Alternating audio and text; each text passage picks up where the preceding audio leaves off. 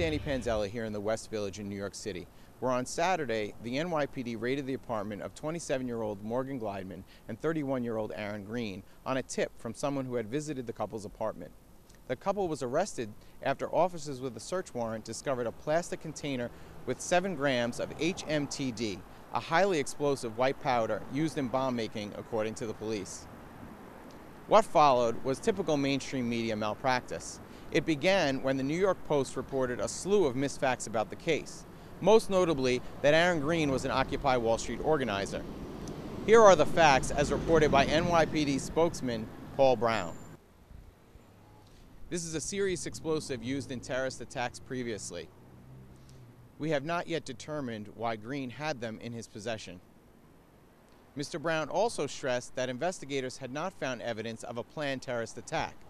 Interestingly, the couple was only charged with possession of 1 loaded firearm, which contradicts reports of a weapons cache. They were also charged with criminal possession of an explosive substance.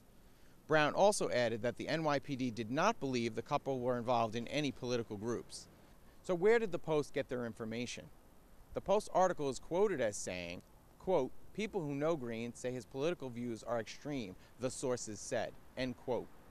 Police did not find any political propaganda amidst the bomb-making manuals that included the Terrorist Encyclopedia and U.S. Army manuals. AP and Reuters, which served to syndicate news across corporate and independent news channels, picked up on the Post's claims and viralized the unsourced information that even the NYPD denies.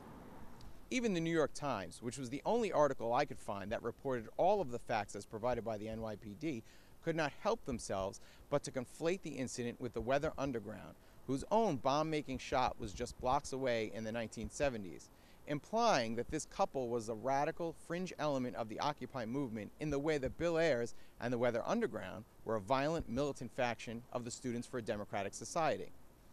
If Aaron Greene was in fact an Occupy organizer or activist, wouldn't he have had Occupy newsletters, flyers, or other political materials around his apartment? After the Aaron Greene Occupy Wall Street link had already been debunked, CBS This Morning had on Mitchell Silber, the former director of the analytic and cyber units in the NYPD's intelligence division, who now works for K2 Intelligence, a private corporate investigation firm. The assumption is that the vast majority of the people there were peaceful protesters, but there was a more radical fringe element to the group, and there was a concern that at some point they might turn to violence if they weren't accomplishing their political aims. Many questions still remain about this couple's motives for allegedly attempting to build a bomb. But what cannot be denied is that the mainstream corporate media took full advantage of the story to create propaganda to demonize the Occupy Wall Street movement.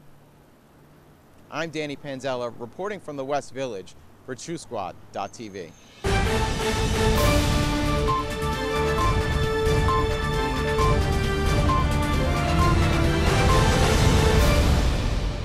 Them out, or let me defend myself. You don't have to defend yourself. The burden of proof is on them. Keep your damn mouth shut. This policy is not a problem. It's a solution for organizing urban space.